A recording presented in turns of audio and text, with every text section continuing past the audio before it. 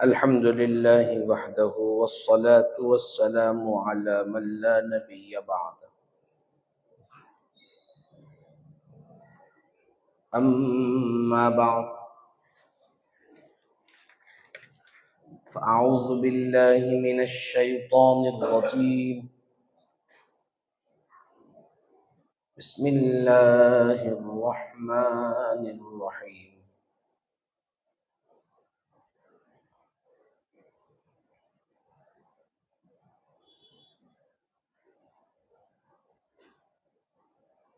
وَلَقَدْ يَسَّرْنَا الْقُرْآنَ لِلذِّكْرِ فَهَلْ مِن مُّدَّكِرٍ. صدق الله العظيم. وبلغنا رسوله النبي الأمين المتين الكريم، ونحن على ذلك لمن الشاهدين والشاكرين، والحمد لله رب العالمين.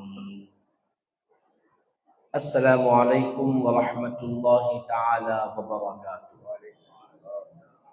محترم و مکرم حاضرین اکرام، معزز بزرگان دین، نوجوانان اسلام، آئیے سب سے پہلے میں اور آپ مل کر عقیدت اور محبت کے ساتھ بھرپور وارفتگی کے ساتھ گنبد خضرا کا تصور اپنے دل و دماغ میں لیے ہوئے میرے اور آپ کے پیارے آقا صلی اللہ علیہ وسلم کی بارگاہ میں بآواز بلند ہدیہ درود پاک کا نذرانہ پیش کریں۔ پڑھیں اللہم صلی علی سیدنا شفیعنا حبیبنا و طبیبنا و مولانا محمد وعلی آلہ و اصحابہ و بارک وسلم۔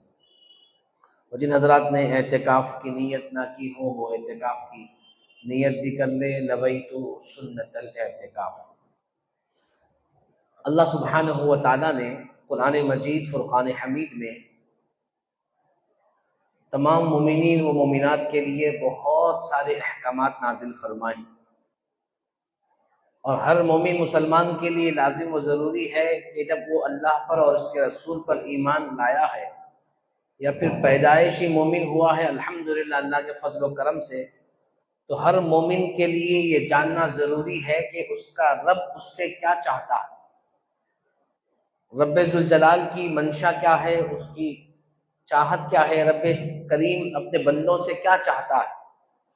اور اگر بندہ رب کے جو چاہت ہے، جو اس کا حکم ہے، اس کے جو فرامین ہے، اس کی جو مرضی ہے، اس کو جاننے لگے تو ظاہر سی بات ہے جانے گا تو اس پر چلنے کی کوشش کرے گا، اور جب بندہ اللہ کے احکامات پر چلے گا تب اس کو اللہ کی خوشنودی حاصل ہوگی، اللہ کی رضا کا وہ مستحق بنے گا۔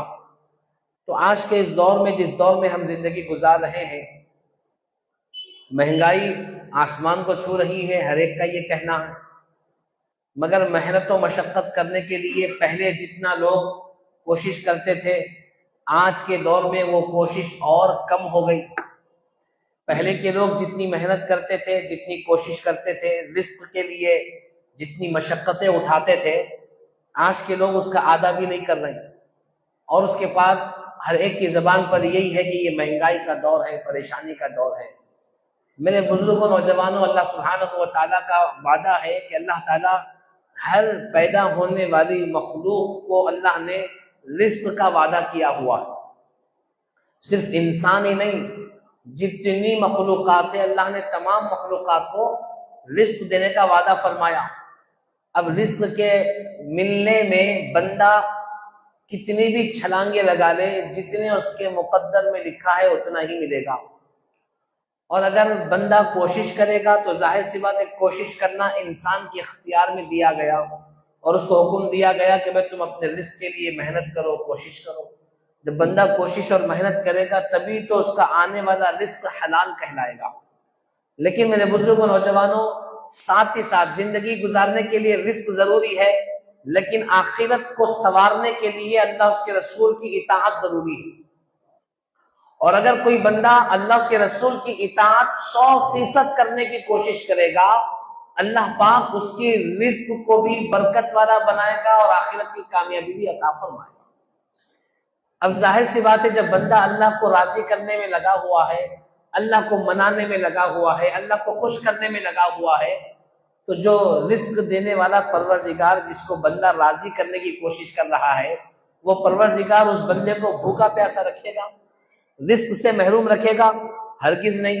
مثال کے طور پر بات سمجھنے کے لیے عرض کروں کہ اگر کوئی بچہ اپنے والدین کی خوب اطاعت و فرما برداری کرتا ہے تو کیا ماں باپ اس کو بھوکا پیاسا رکھیں گے؟ اس کی خواہشات کو اگنور کریں گے؟ جو وہ چاہتا ہے اس کے خلاف کام کریں گے؟ نہ، بلکہ ماں باپ کے پاس تو ہم نے یہ دیکھا ہے کہ کتنا بھی نافرمان ہو جائے، کتنے بھی شرارت کرے، کتنا بھی ستائے، ماں باپ کی مرضی کے خلاف کتنا بھی کام کرے، ماں باپ پھر بھی اس کو بھوکا سونے نہیں دیتے۔ پھر بھی کبھی باپ کبھی کٹھور بن جائے، کبھی سختی کرے اور کہے کہ تجھے کھانا نہیں دوں گا، لیکن ماں تو ماں ہوتی ہے، چھپ چھپا کر بچے کا پیٹ بھری دیتی۔ جب اللہ تعالیٰ نے ماں باپ کے دل میں اولاد کی محبت ایسی عطا کی کہ اولاد نافرمانی بھی کرے تو ماں باپ کے دل میں رحم رہتا ہے اور ماں باپ حسن سلوک کرتے ہیں، محبت کا رویہ اختیار کرتے ہیں، تو اللہ کے رسول ہمارے آقا نے فرمایا کہ اللہ تو اپنے بندے سے 70 ماؤں سے زیادہ محبت کرتا ہے۔ اور علماء نے فرمایا یہی وجہ ہے کہ اللہ تعالیٰ اپنے ماننے والوں کو بھی رزق دیتا ہے، نہ ماننے والوں کو بھی رزق دیتا ہے۔ بلکہ فرمایا نہ ماننے والے اگر کوئی اچھائی کرے، نیکی کرے، تو اللہ ان کو دنیا میں بہت ساری دولت دے دے گا، ہر طرح کا رزق عنایت کرے گا، اور ان کے لیے یہ ساری نعمتیں دنیا ہی میں ملیں گی، آخرت میں کچھ نہیں ملنے والا ہے۔ لیکن جو مومنین ہوں گے، اللہ پر ایمان لانے والے ہوں گے اور وہ اللہ کو راضی کریں گے، اچھے کام کریں گے، اللہ انہیں دنیا میں بھی عطا کرے گا، آخرت میں بھی عطا فرمائے گا۔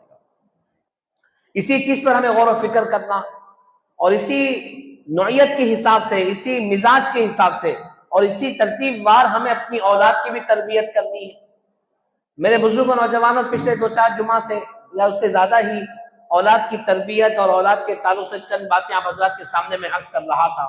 بیچ میں حضرت خلیفہ اول افضل البشر بعد الانبیاء حضرت ابوبکر صدیق رضی اللہ تعالیٰ عنہ کا یوم آیا، آپ کا یوم وصال آیا، تو پچھلے جمعہ آپ کا تذکرہ خیر ہوا، اور کیسی شان و شخصیت والی بزرگوں کا ذکر، جن کو اللہ پاک نے اونچا مقام عطا کیا، ان کا ذکر کرنا بھی ہمارے لیے خیر و برکت کا ذریعہ۔ بھائی اللہ والوں کو یاد کرنا ہی گناہوں کا کفارہ ہے، نیک لوگوں کو، اولیاء اللہ کو، اللہ کے نیک بندوں کا ذکر کرنا گناہوں کو پاک کر دیتا ہے، گناہوں سے بندے کو دور کر دیتا ہے۔ تو وہ جو ولیوں کے ولی سردار ہو، محبوب خدا صلی اللہ علیہ وسلم کے صحبت یافتہ ہو، حضور کے چہیتے ہو، اللہ ان سے محبت کرتا ہو، صحابی رسول ہو، ان کا ذکر کریں گے تو اللہ تعالیٰ کتنی دولت اور نعمت سے ہمیں مالا مال فرمائے گا انشاءاللہ تعالیٰ۔ تو میرے بزرگ و نوجوانوں، اللہ سبحانہ و تعالیٰ نے جب ہمیں زندگی عطا کی ہے اور ایمان والا بنا کر کے پیدا فرمایا ہے اور ایمان سے ہماری نسبت جوڑ رکھی ہے اور اولاد جیسی نعمت سے مالا مال کیا ہے، تو اب ہماری ذمہ داری ہے کہ ہم اپنے آپ کو بھی اور اپنی اولاد کو بھی اس کے رسول کی اطاعت و فرما برداری میں پکا بنانے کی کوشش کریں۔ پکے بننا چاہیے۔ اللہ اس کے رسول کی اطاعت میں اگر مومنین پکے ہو جائیں نا، تو پھر ان کی دنیا میں اتنی عزت، اتنی شہرت، اتنی طاقت، اتنی کامیابی ملے گی جس کا وہ تصور بھی نہیں کر سکتے، جس کے لیے ہمارے لیے ضروری ہے کہ ہم اپنے ماحول کو بدلنے کی کوشش کریں۔ آج کل کا جو ہمارے گھروں کا ماحول بن چکا ہے، جس پر میں اور آپ نظر ڈالیں، تھوڑا سا میں آپ کے سامنے ذکر کروں اور آپ اس کو خیالات میں لاتے جائیں، اور اگر غلط ہو تو پھر میرے کو آپ آگاہ کریں۔ آج کل ہمارے گھروں کا جو ماحول ہے اس کو ذرا تصور کریں آپ، کہ پہلے کے ہمارے بڑوں کا، بزرگوں کا جو ماحول تھا کہ گھروں کے اندر سے قرآن پاک کی تلاوت کی آواز آتی تھی۔ کئی مرتبہ ایسا ہوتا تھا، میرے بچپن میں مجھے بھی یاد ہے، بلکہ ہمارے گھر کے پڑوس میں ایک بزرگ تھے، بلکہ ہمارے رشتے کے دادا بھی تھے، وہ بڑی دیوار، اس کے بازو ان کا گھر، لیکن وہ اپنے صحن میں یا گھر کے آنگن میں قرآن پاک کی بیٹھ کر تلاوت کرتے تھے، تو ہمارے گھر میں تک قرآن پاک کی تلاوت کی آواز آتی تھی۔ یہ تو میرے سنے ہوئے کانوں کے الفاظ۔ اس کے علاوہ بھی کئی مرتبہ مجھے یاد ہے کہ کسی گلی کوچے سے ہم گزرے تو گلی سے ہم گزرتے تھے تو گھروں سے قرآن پاک کی تلاوت کی آواز خواتین کی بھی آتی تھی، مرد حضرات کی بھی آتی تھی۔ یعنی گھروں کے اندر سے اللہ کے بندے، ہمارے بڑے بزرگ لوگ روزانہ پابندی کے ساتھ قرآن پاک کی تلاوت کرتے تھے اور ان کے قرآن پڑھنے کی آوازیں باہر تک آیا کرتی تھی. اب ذرا تصور کریں آپ, جب ان کے قرآن پڑھنے کی آواز باہر تک آتی تھی تو کیا گھر کے بچے نہیں سنتے تھے؟ گھر کی خواتین نہیں سنتی تھی؟ گھر کی جو بہویں ہیں وہ نہیں سنتی تھی؟ گھر کے جو دیگر افراد ہیں, خاندان کے افراد ہیں, آنے جانے والے لوگ ہیں, وہ نہیں سنتے تھے؟ تو آپ کہیں گے ظاہر سی بات ہے, جب باہر تک آواز جاتی تھی تو گھر کے ہر فرد تک وہ آواز جاتی تھی. تو آپ سے میں سوال کروں کہ جب اپنے گھر کے بڑے لوگوں کو گھر کے دوسرے افراد تلاوت کرتے ہوئے دیکھتے تو کیا ان کو تلاوت کا شوق نہیں ہوتا تھا؟ کیا گھروں میں ماحول نہیں بنتا تھا؟ کیا دوسرے لوگ بھی قرآن سیکھنے کا جذبہ اپنے دل میں محسوس نہیں کرتے تھے؟ بالکل ہوتا تھا. لیکن آہستہ آہستہ وقت بدلتا گیا. دادا نے قرآن پاک کی تلاوت کی, والد بھی قرآن پاک کی تلاوت کر رہے ہیں, لیکن پوترا جو بن گیا ہے, آج کل کا جو جنریشن ہے, وہ نوکری کرنے میں, جاب کرنے میں, کاروبار کرنے میں, موبائل استعمال کرنے میں اور ٹی وی دیکھنے میں اور یوٹیوب فیس بک پر اتنا مگن, اتنا مصروف, اتنا بزی ہے کہ اس کو ایک سیکنڈ کے لیے بھی قرآن پاک کھول کے پڑھنے کی فرصت نہیں ہے آج کے دور کے نوجوان. حالانکہ آج بھی بڑے بزرگ حضرات ایسے ہیں جو قرآن کی تلاوت کرتے ہیں الحمدللہ, لیکن نوجوانوں تم خود تصور کرو کہ تم نے آخر مرتبہ قرآن کو کب کھولا تھا. تو پہلی بات یہ کہ ہمارے گھروں میں قرآن پاک کی باضابطہ تلاوت ہوتی تھی, جو آج ہمارے گھروں میں قطعاً نہیں ہے.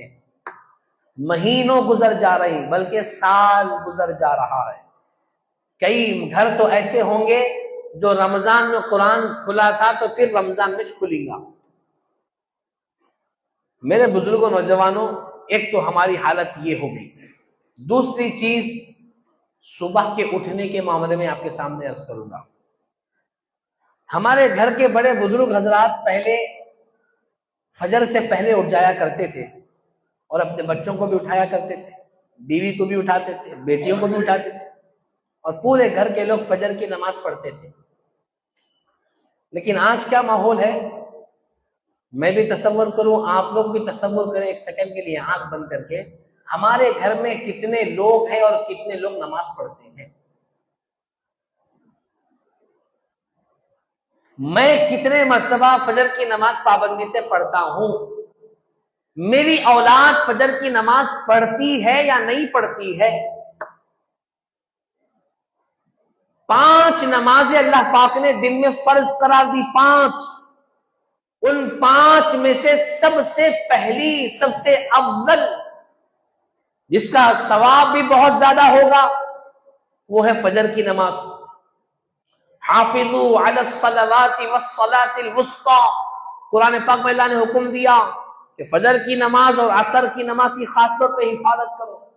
تمام نمازوں کی حفاظت کرنا, لیکن مفسرین فرماتے ہیں اس آیت میں اللہ نے فجر اور عصر کی نماز کا حکم دیا, کیونکہ فجر میں اکثر نماز چھوٹ جاتی ہے, نیند میں بندہ پڑا رہتا ہے, سونا ہوتا ہے, آرام کرنا ہوتا ہے. تو آج ہمارے گھروں کے ہم ماحول کو دیکھیں تو فجر کی نماز سے اکثریت مسلمانوں کی محروم ہے. یہ قبول کرنا پڑے گا, ایکسپٹ کرنا پڑے گا, یہ بات کو ماننا پڑے گا. اس کے بعد میں اپنے آپ کو اور آپ کو فکر دے رہا ہوں کہ اگر ہم دن کے وقت, جس وقت میں آقا کریم نے رزق کے بٹنے کا اعلان فرمایا اور فرمایا کہ جو کوئی فجر میں سوتا رہے گا, صبح سوتا رہے گا, نیند میں رہے گا, وہ رزق سے محروم ہو جائے گا. نوم الصبحتی یمنع الرزق, صبح کے وقت کا سونا رزق کو, بچپنے میں یاد کرو, چھوٹے رہنے چھپ یاد دلا, صبح کے وقت کا سونا رزق کو روک دیتا ہے. اب یہاں پر آپ کو میں تھوڑی توجہ دینا چاہوں گا کہ رزق کا مطلب کیا ہے, رزق کس کو کہتے ہیں.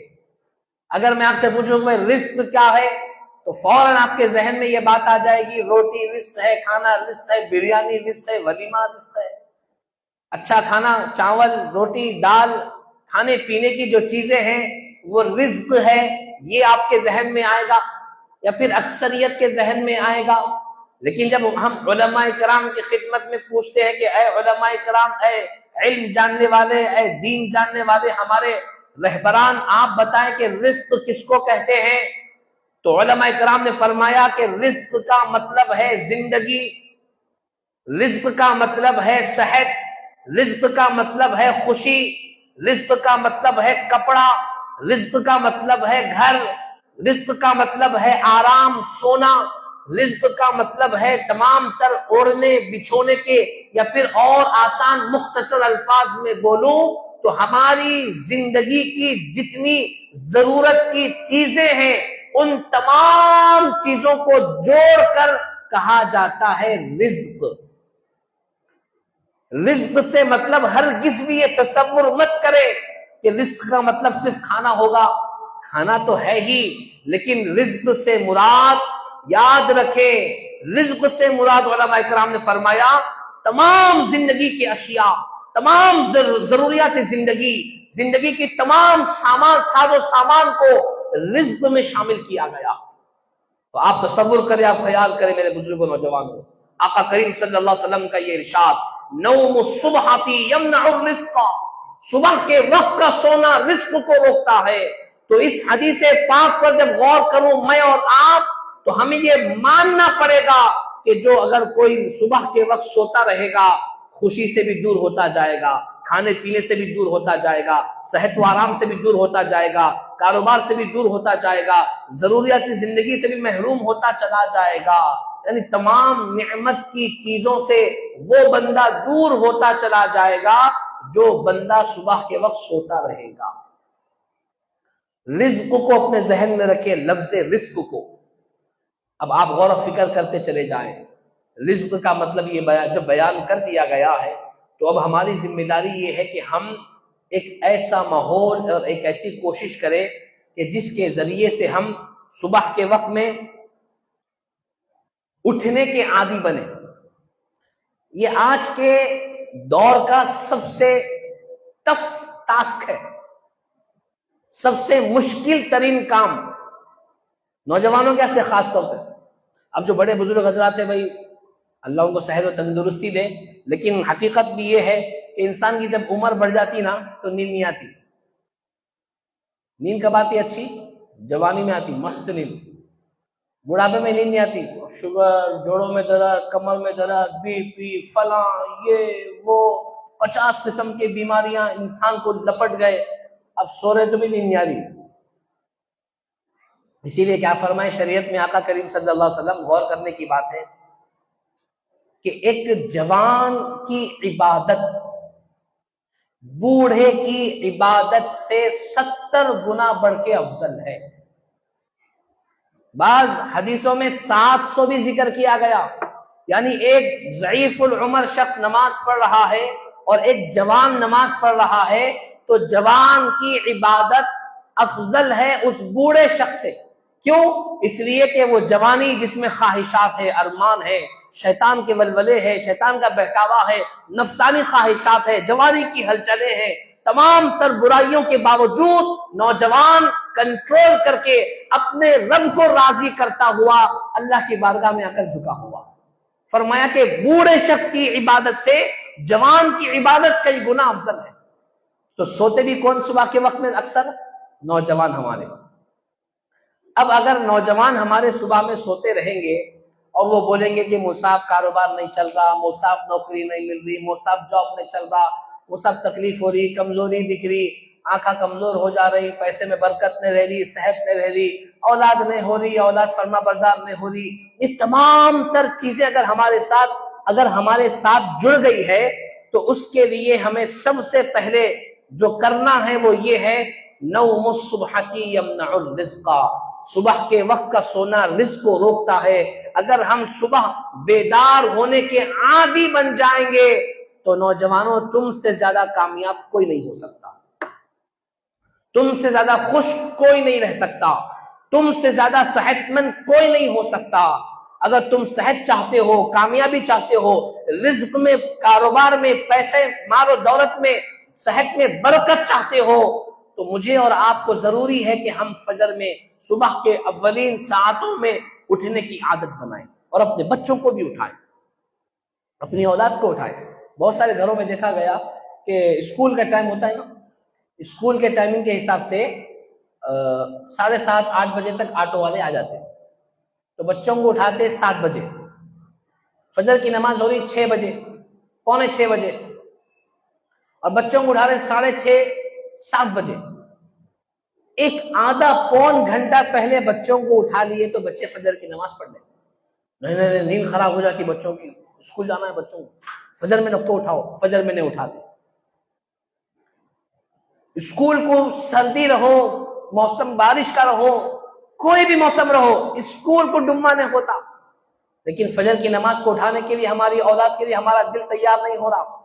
یہ دل ہمارا مر چکا ہے۔ اگر کسی باپ کا، کسی ماں کا دل اولاد کو فجر کی نماز کے لیے اٹھانے تیار نہیں ہو رہا ہے تو یہ محبت نہیں ہے، یہ اولاد سے دشمنی ہے۔ آپ اولاد سے محبت و مروت نہیں کر رہے، بلکہ آپ اپنی اولاد کو فجر کے وقت میں سلا کر ان کے ساتھ ناانصافی کر رہے ہو، آپ ان پر ظلم کر رہے ہو، اور آسان الفاظ میں کہوں تو آپ اپنی اولاد کی قبر بھی برباد کر رہے ہو، آخرت بھی برباد کر رہے ہو۔ اللہ نے آپ کو ماں باپ ہونے کا شرف عطا کیا تو یہ شرف کامیاب اس وقت ہے جب آپ اپنی اولاد کو نمازی بنائیں گے۔ تو اس کے لیے سب سے پہلا کام جو ہمیں کرنا ہے وہ ہے صبح کے وقت میں اٹھنا۔ تو میرے بزرگوں، نوجوانوں، یہ بڑا مشکل ترین کام میں آپ کے سامنے عرض کر رہا ہوں، حالانکہ کوشش کرو تو اتنا آسان ہے پوچھو نہ کو آپ۔ بہت سارے نوجوان بھی ایسا نہیں کہ پورے 100% نوجوان سو رہی، کچھ نوجوان اٹھتے بیچارے، اکثریت سو رہی، نوجوانوں کی اکثریت آرام کر رہی ہے۔ مہینوں گزر جاتے فجر میں پڑھ کے، مہینوں، ہفتہ بھی نہیں بول رہا ہوں میں آپ کے سامنے، مہینوں گزر جاتے فجر کی نماز نہیں ہوتی۔ اور بعض ماشاءاللہ اللہ کو ہدایت دے نوجوان ایسے بھی ہے جنہوں نے کہا مجھ سے خود مصعب وہ رمضان میں فجر پڑھا تھا تو پھر یہ رمضان میں فجر پڑھو گے۔ ایسے بھی مسلمان ہے۔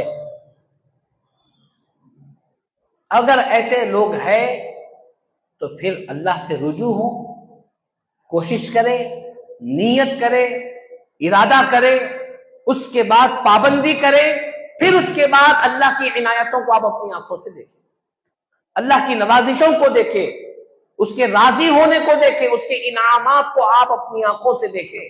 جب آپ صبح بیدار ہو کر نماز کی پابندی کرنے لگیں گے انشاءاللہ تو آپ خود اپنے چہرے پہ نور دیکھ لیں اور آپ کی صحت کی بہتری کو دیکھ لیں۔ آپ یہ کام ہمیں کرنا ہے صبح کے اٹھنے کے معاملے میں۔ اب مثال کے طور پر آپ دیکھیں کہ رجب کا مہینہ شروع ہونے والا ہے، آج کل میں رجب کے مہینے کا آغاز، رجب، شعبان، پھر آ گیا رمضان۔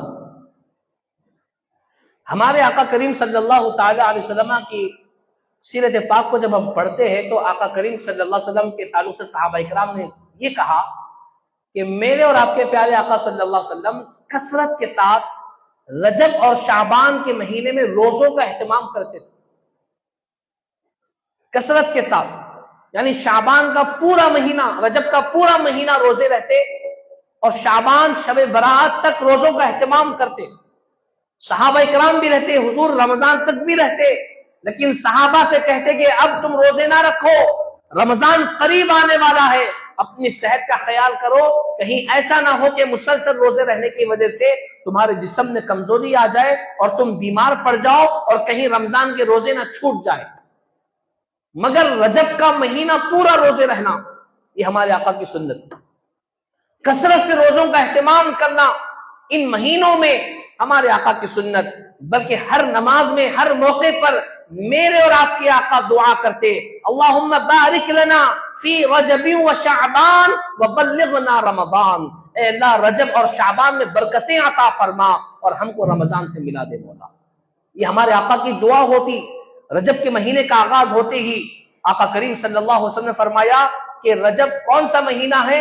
یہ اللہ کا مہینہ ہے، شہر اللہ فرمایا، یہ رجب کا مہینہ جو آنے والا ہے یہ اللہ کا مہینہ ہے۔ حضور نے فرمایا شعبان شہری، شعبان میرا مہینہ ہے، پھر فرمایا رمضان میری امت کا مہینہ۔ تو اللہ کا مہینہ شروع ہونے والا ہے حضور کے ارشاد کے مطابق شعبان، رجب میں جب ہم داخل ہوں گے تو عبادت کی نیت کریں۔ آپ یہ نیت کریں کہ جب یہ مہینہ شروع ہو رہا ہے تو میں پابندی کے ساتھ فجر کی نماز پڑھوں گا، میں کوئی ایک نماز بھی ترک نہیں کروں گا، جس قدر ممکن ہو سکے میں رجب کے مہینے سے ہی روزوں کا اہتمام کروں گا۔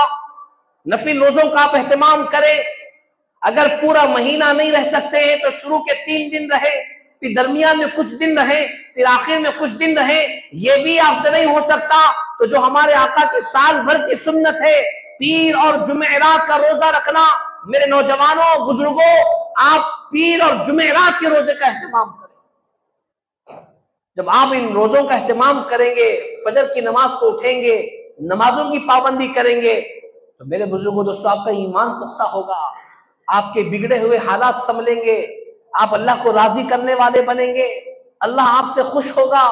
اطاعت و فرما برداری اگر ہم ماں باپ کی کریں گے، استاد کی کریں گے، اپنے باس کی کریں گے، اپنے دنیا کے کسی آقا کی، کسی بڑے بزرگ کی کریں گے تو جیسے وہ ہم سے راضی، وہ ہم سے خوش ہو جاتے ہیں، اور انعام کے طور پر دولت، انعام کے طور پہ جائیداد، انعام کے طور پہ زیادہ سیلری، انعام کے طور پہ کوئی چیز دنیا کے لوگ دیتے ہیں، اگر ہم اللہ کی اطاعت و فرما برداری کریں گے اللہ بھی ہم سے راضی ہوگا، اور ہماری اللہ دنیا کو بھی ثواب دے گا، آخرت کو بھی ثواب دے گا۔ اب ہمیں فکر کی ضرورت ہے، کوشش کرنے کی ضرورت ہے۔ اب جتنے نوجوان یہاں پر ہیں میں ان سے پوچھتا ہوں، خاص طور پر مسجد کے ارد گرد رہنے والے نوجوان، مسجد کے قریب رہنے والے جتنے نوجوان ہیں، میں ان سے گزارش کرتا ہوں، ان سے پوچھتا ہوں کہ آپ لوگ فجر کی نماز پڑھیں گے انشاءاللہ تعالی؟ بڑے بزرگ حضرات تو پڑھنا ہی ہے، بڑے بزرگ حضرات کو بولنے کی ضرورت نہیں، بڑے بزرگ حضرات پڑھتے ہی ہیں، لیکن بعض حضرات گھر میں نماز پڑھتے ہیں۔ اگر کسی کی صحت اچھی ہے مسجد تک چل کے آ سکتے ہیں، اور آپ کو معلوم ہے کہ آپ کے پاس اتنی طاقت ہے کہ آپ مسجد کو آ سکتے ہیں، تو آپ کو مسجد میں آ کر ہی نماز پڑھنا لازم ہے۔ کسی کے پاس مسجد میں آ کر نماز پڑھنے کی سخت طاقت ہو اور وہ جان بوجھ کر گھر میں ہی نماز پڑھ لے تو ایسے بندے کی نماز نہیں ہوتی۔ مسجد میں نماز پڑھنا ہے، مساجد بنائے اس لیے گئے، ہاں کوئی بیمار ہے، بستر پر ہے، فریش ہے، وہ بیچارے چل نہیں سکتے، آ نہیں سکتے، تو ان کے لیے اجازت ہے کہ وہ اپنے گھر میں نماز ادا کریں۔ تو لہٰذا جو حضرات مسجد میں آ سکتے ہیں، بڑے بزرگ حضرات، تمام حضرات مسجد میں آئے، ماحول بنائے، اور خدا کے واسطے اکیلے نہ آئے، پوتروں کو سلا دے رہے ہیں، بیٹوں کو سلا دے رہے ہیں، سب کو سلا دے رہے ہیں، ہلو اکیلے نکل کے آ رہے ہیں، ایسا مت کریے اللہ کے واسطے، اٹھا کے لائیے پوری قوم، پوروں کو اٹھائیے۔ اور انشاءاللہ تعالی ہمارے مسجد انتظامی کمیٹی کی طرف سے بھی کوشش ہو رہی ہے، اللہ جزائے خیر۔ آج سے 1 سال 2 سال پہلے بھی ایک پروگرام ہوا تھا 40 دن کا، مسجد میں فجر کی نماز پڑھنے کے لیے 40 دن کا پروگرام ہوا تھا کہ 40 دن تک ایک اہل خدمات شرعیہ جو جامع نظامیہ کی مشہور کتاب ہے اس کا درس، جس میں نماز، روزہ، زکوٰۃ، حج، وضو، غسل، طہارت، ضروری مسائل بیان کیے جاتے ہیں۔ نماز فجر کی فوری بعد سے اشراق تک ایک بڑی مشکل سے آدھا گھنٹہ، 20 منٹ، آدھا گھنٹہ، اس کے بعد پھر فوراً جو ہے سو اشراق کا وقت شروع ہو جاتا۔ جیسے ہی اشراق کا وقت شروع ہوا اس کے فوری بعد اشراق کی نماز پڑھے اپنے اپنے گھروں کو چلے گئے۔ تو جتنے حضرات یہاں پر بیٹھے ہیں میں ان تمام سے گزارش کرتا ہوں انشاءاللہ یہ درس کا آغاز میں سمجھتا ہوں آنے والے پیر سے 15 جنوری سے ہونے والا۔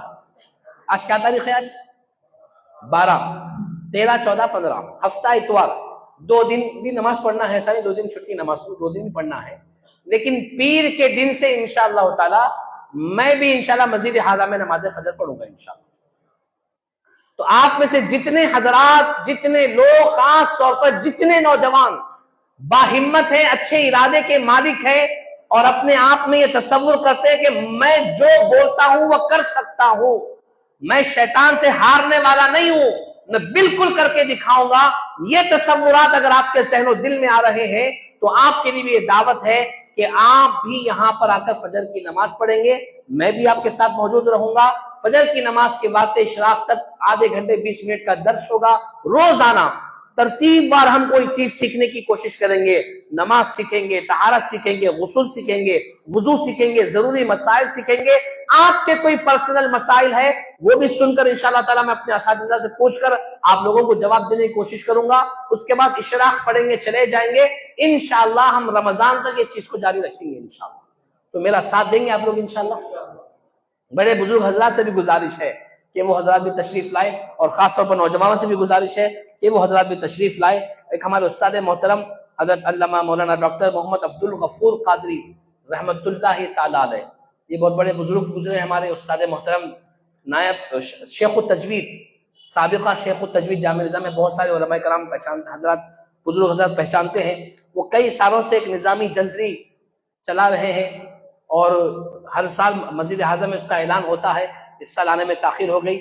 تمام حضرات سے گزارش ہے کہ اس میں بہت معلوماتی چیز, بہت ساری دعائیں, عقیقے کی دعائیں, مسائل وغیرہ تمام تر چیزیں, اور ٹائم ٹیبل وغیرہ تمام چیزیں موجود ہے. لہٰذا آپ حضرات سے گزارش ہے کہ جاتے وقت اس جنتری کو حاصل کرے. 20 روپے صرف اس کا ہدیہ ہے, اور اس جنتری کو دینے کے لیے طلبہ یہاں پر موجود ہے مدرسے کے. مزید ایک اعلان کہ باغ جہارہ بس اسٹاپ 82 بس اسٹاپ کے پاس 13 جنوری کو یعنی ہفتے کے دن کل بعد نماز عشاء نعت کی محفل ہے. آپ اس میں بھی شرکت کریں, اور نعت کی محفل میں شریک ہو رہے ہیں تو فجر کی نماز کو رکھنا. 2-3 بجے تک نعت کی محفل چل رہی ہے, اس کا فجر چھوڑ رہے ہیں, پورے نعت خواہ بھی سو جا رہے ہیں, سننے والے بھی سو جا رہے ہیں. یہ محبت نہیں ہے رسول سے. نعت کی محفل میں شرکت کر رہے ہیں تو بھی فجر پڑھنا ہے. اور جہاں تک ہو سکے میں آپ سے بار بار گزارش کر رہا ہوں, انتظامی کمیٹی کی طرف سے یہ بہترین کوشش ہے, ایسی کوششوں کو آپ لوگ سپورٹ کرنا, ایسی کوششوں کو آپ لوگ آگے بڑھانا ہے. کہ اگر ہماری قوم صبح کے وقت میں بیدار ہونے کی عادت ہو جائیں گی نا انشاءاللہ, اگر آپ کی اولاد کو فجر کے میں اٹھنے کی عادت ہو جائے گی تو کبھی آپ کی اولاد آپ کی نافرمان نہیں ہوگی انشاءاللہ. کبھی آپ بھی اور آپ کی اولاد بیمار نہیں ہوں گے انشاءاللہ تعالی. یہ چیز پر ہمیں محنت کرنا ہے. صبح کے وقت کے اٹھنے کے معاملے میں لاپرواہی نہیں کرنا ہے, ہمیں عادت بنانا ہے انشاءاللہ. تو انشاءاللہ پیر کے دن 15 جنوری سے فجر کی نماز میں یہاں پر درس شروع ہوگا.